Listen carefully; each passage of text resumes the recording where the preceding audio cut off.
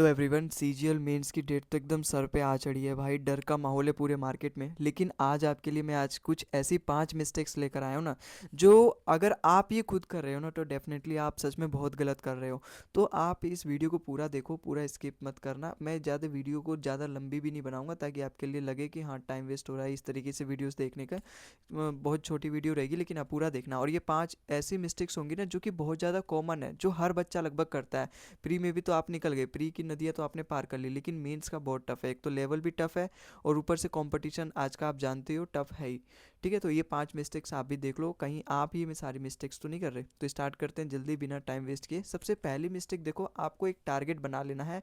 कम से कम दिन के 2 मॉक टेस्ट लगाने हैं, ना कि ज़्यादा से ज़्यादा मॉक टेस्ट नहीं लगाने आपको। कई बच्चे क्या होते हैं ना, दो से ज़्यादा मॉक टेस्ट लगाते हैं, दिन के 3 4, क्योंकि मॉक टेस्ट लगाने मतलब 1 घंटा लगता है। वो उसकी एनालिसिस नहीं करते। जैसे ही मॉक टेस्ट लगाते हैं, देखते हैं मेरे कितने नंबर आए, जीके में कितने नंबर आए, इंग्लिश में कितने नंबर आए, मैथ्स में कितने नंबर आए, रीजनिंग में कितने नंबर आए, और बस इतना देख लेते हैं। ये भी देख लेते हैं, ज़्यादा से ज़्यादा ये देख लेते हैं उनके क्वेश्चन कौन से क्वेश्चन गलत गए। लेकिन आपको ऐसे नहीं करना, आपको एनालिसिस करना है। एनालिसिस का मतलब आप जब देखोगे, जब टेस्ट एनालिसिस करोगे कि आपने ये जो टेस्ट दिया इसमें कहाँ कहाँ आपके वीक पॉइंट्स थे, किस कौन सा ऐसा क्वेश्चन था जिस पर आपको सबसे ज़्यादा समय लगा, ये सारी चीज़ें डिटेल्ड में देखना एक टेस्ट एनालिसिस कहलाता है। तो जब आप टेस्ट एनालिसिस करो तो आप देखो आपके कहाँ ज़्यादा समय लग रहा है, या फिर कौन सा क्वेश्चंस में आप अटके, कौन सा क्वेश्चन आपका गलत गया, उस क्वेश्चंस को दोबारा करो। ये जो मॉक टेस्ट एनालिसिस होता है ना, ये इतना बेस्ट होना चाहिए, इतना अच्छा होना चाहिए कि अगर अब दोबारा वो मॉक टेस्ट आ जाए आपके सामने, या फिर वो वाले सारे क्वेश्चन जो इस मॉक टेस्ट में, तो वो सारे क्वेश्चन उनमें से कोई सा भी क्वेश्चन अगले मॉक टेस्ट में उठ के आ जाए, तो वो क्वेश्चन अब ऐसा नहीं होना चाहिए कि वो आपसे ना फंसे। तो इस लेवल की आपको एनालिसिस करनी है, और कम से कम 2 मॉक टेस्ट तो लो। ठीक है, ये एकदम बेस्ट नंबर है, बेस्ट फिगर है ये। अब समय भी नहीं है आपके पास कि आप एक एक लगाओ, ज़्यादा समय भी नहीं है। तो कम से कम आप 2 मॉक टेस्ट लगाओ, लेकिन हाँ, उसकी एनालिसिस इस लेवल की करो कि अब वो सारे क्वेश्चन आपके एक तरीके से दिमाग में छप चुके हैं। तो ये है पहली नंबर गलती जो कि लगभग हर बच्चा कर रहा है, कि वो एनालिसिस सही से नहीं कर रहा। तो एनालिसिस बहुत अच्छे से करो, ठीक है। और दूसरी मिस्टेक देखो अपनी यहाँ पे क्या है। दूसरी मिस्टेक है, क्योंकि ये अंत समय चल रहा है, तो आपको कुछ भी ऐसा नया नहीं पढ़ना जो कि आपने पिछले महीने नहीं पढ़ा। जो भी ये अब महीने बीते हैं, जो आप मेंस की तैयारी स्टार्ट किए, जब आपका प्री क्लियर हो गया, खुशखबरी आ गई, मिठाई वगैरह बंटवा दिए, जब आप मेंस की तैयारी स्टार्ट करने लगे तो आपने कुछ पढ़ा होगा डेफिनेटली मेंस के लिए। डेफिनेटली प्री और मेंस का सिलेबस में थोड़ा बहुत चेंजेस होता है, मेंस में कुछ नए टॉपिक्स और ऐड हो जाते हैं। लेकिन अब ये जो आखिरी का समय बच गया ना, ये वो समय नहीं है जिसमें आप कुछ जो भी आपका छूट गया वो नया फिर से आप अपने माइंड में ग्रैब करो, नहीं। अब ये वो समय हो गया ना, जो आपने अपना हथियार घिसा है उसको और उसकी धार को इंक्रीज करो और उसकी धार को बढ़ाओ। मतलब जो आपने पढ़ा है ये पूरे पीछे, उन सभी को एकदम अच्छे से रिवाइज करो, क्योंकि आप मॉक टेस्ट दे रहे हो और रिवीजन दे रहे हो, रिवीजन कर रहे हो। केवल यही दो चीज़ अब आपके पूरे दिनचर्या में रहेगी। कोई नया लेक्चर्स लेने की आपको जरूरत नहीं है, केवल आप क्वेश्चन पे क्वेश्चन सॉल्व करो और रिवीजन करो। कोई नया चीज़ आपको, कोई भी आपका नया चैप्टर छूट गया है वो जाने दो, कोई आपको मैराथन में कुछ नया चीज़ पढ़ा रहे हैं वो छोड़ो, जाने दो, सब छोड़ो, रिवीजन कर लो। मैं डेफिनेटली कह रहा हूँ, पूरा एक्सपीरियंस के साथ बता रहा हूँ।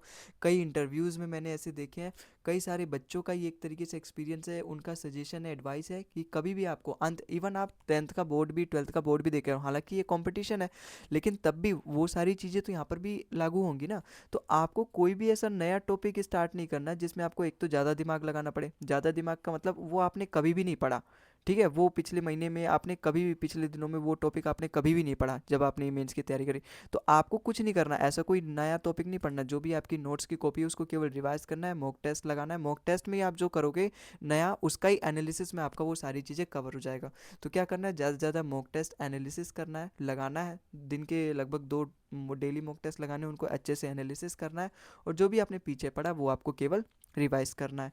अगली मिस्टेक्स देखो, देखो कई बार क्या होता है ना, बच्चे क्या करते हैं, जिस तरीके से जिस सेक्शन में उनके सामने मॉक टेस्ट आता है ना, उसी सेक्शन में वो लगाने स्टार्ट कर देते हैं। मतलब जो पहला क्वेश्चन, सपोज पहला क्वेश्चन अगर आपके सामने मैथ्स का आ गया, लेकिन आपकी मैथ्स वीक है, लेकिन आपकी इंग्लिश स्ट्रॉन्ग है, तो आप ऐसा करो कि आप सबसे पहले इंग्लिश को स्टार्ट करो। उससे क्या है, कॉन्फिडेंस डेवलप होता है कि आपको ऐसा लगता है हाँ मेरे ये सारे सवाल सही जा रहे हैं, है ना। ऐसा लग भी नहीं चाहिए और लगना भी चाहिए, और आपके जो पढ़ रखे हैं एक तरीके से कॉन्फिडेंस मिलता है। और जब कॉन्फिडेंस मिलता है ना, तो आपकी कॉन्फिडेंस कम नहीं होती, आपकी जो क्या कहते हैं उसे, सेल्फ कॉन्फिडेंस जो होती है वो कम नहीं होती। इसका मतलब अब आपके अंदर आपकी जो दिमाग है वो थोड़ा और अच्छा काम करता है।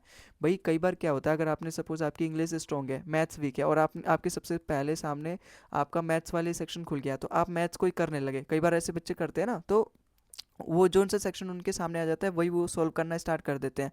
अब आपकी मैथ्स जो सब्जेक्ट है वो इतनी स्ट्रॉन्ग है नहीं, तो आप अगर पहला दूसरा तीसरा क्वेश्चन, अगर इनमें से कोई एक भी क्वेश्चन आपको ज़्यादा समय लग गया, या फिर आप कंफ्यूज होने लगे, या फिर आपको ऐसा लगने लगा ये क्वेश्चन मुझे छोड़ना पड़ेगा, तो वहाँ से एक डिमोटिवेशन वाली फील आने लगती है। तो मैं यही कहूँगा, आप अपने हिसाब से सेक्शन को पहले करो। अगर आपकी इंग्लिश स्ट्रॉन्ग है तो आप पहले इंग्लिश करो, रीजनिंग स्ट्रॉन्ग है तो पहले इंग्लिश रीजनिंग करो, है ना। जी के स्टार्ट है, अगर आप पहले जी के करना चाहते हो तो आप सबसे पहले जी के करो, या फिर मैथ्स अगर आपकी स्ट्रॉन्ग है तो आप मैथ्स को स्टार्ट करो, ठीक है।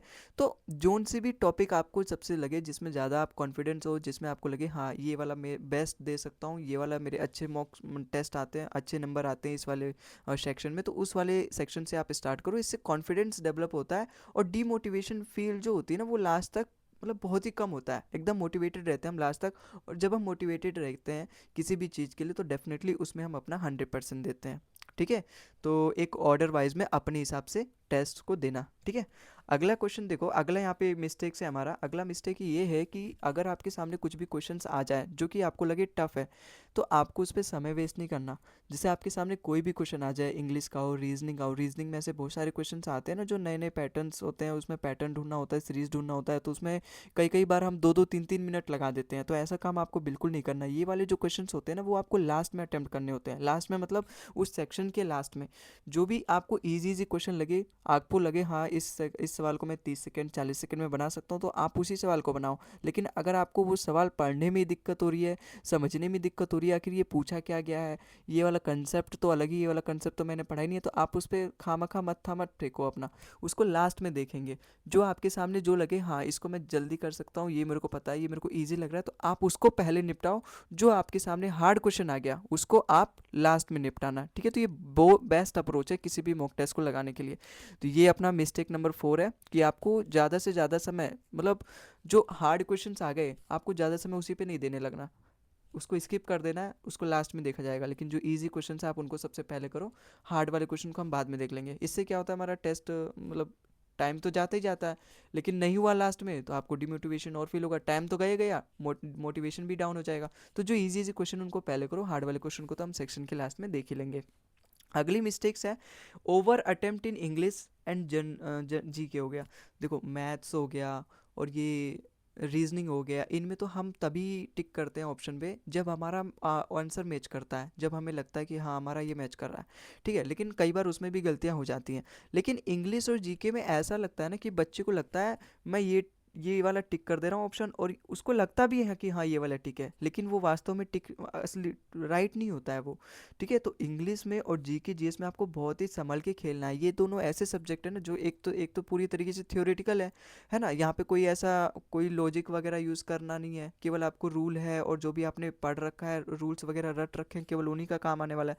कई बार बच्चे जो करते हैं ना इंग्लिश में ज़्यादा ही अटेम्प्ट कर देते हैं जीके जीएस में, जिनकी वजह से उनकी नेगेटिव मार्किंग इतनी ज़्यादा चल जाती है कि अगर उन्होंने ओवर अटेम्प्ट नहीं किया होता ना तो वो डेफिनेटली कट ऑफ क्लियर कर जाते हैं, ठीक है। तो बात समझ में आ रही है, आपको ज़्यादा अटेम्प्ट नहीं करना इंग्लिश में, बहुत ही सटीक तरीके से, बहुत ही एकदम जब आप 100% उस पर कॉन्फिडेंस हो, आपको 100% कॉन्फिडेंस है हाँ यही वाला आंसर है, तभी आपको अटेम्प्ट करना है। और ये तो मैं केवल इंग्लिश और जनरल के लिए नहीं कह रहा, जनरल अवेयरनेस के लिए नहीं कह रहा, सभी सब्जेक्ट के लिए। लेकिन देखा गया मैथ्स और रीजनिंग में तो बहुत ही कम इनका प्रोपोर्शन रहता है कि उसमें बच्चे बहुत ही कम ओवर अटेम्प्ट करते हैं। हालांकि इसमें तो वो लगभग सारे थ्योरेटिकल होते नहीं है, लॉजिकल सवाल आते हैं, सॉल्व करना होता है, तो उसमें उनका आंसर जब मैच करता है वो तभी टिक करते हैं। लेकिन इंग्लिश में तो आपका ऐसा कुछ होता नहीं है सीन कि आपके ऑप्शन इस तरीके से मैच करें, वहाँ तो आपने जो भी पढ़ रखा है, जो भी आपने मेमोराइज कर रखा है, उसी के बेस पे आपको पूरा देना है। तो ओवर अटेम्प्ट नहीं करना, ठीक है। दरअसल मैं पूरी बात ये कहना चाहता हूँ, आपको ओवर अटेम्प्ट नहीं करना। आपको जब आप सवाल क्वेश्चन दे रहे हो, जब आप टेस्ट दे रहे हो, तो आपको लगता है कि हाँ यही है इसका सही आंसर, यही मेरे को लग रहा है, तो ऐसा नहीं, आपको पूरा कॉन्फिडेंस होना चाहिए, तुक्काबाजी बिल्कुल नहीं करें यहाँ पे, ठीक है। तो ये कुछ ऐसी 5 मिस्टेक्स थी जो अगर आप कर रहे हो तो डेफिनेटली इनके ऊपर काम करो, और आज ही से इसको अपने अंदर इम्प्लीमेंट करने की कोशिश करो। अभी से आप देखोगे डेफिनेटली पहले से बेटर रिजल्ट आपको मिलेगा। Thank you.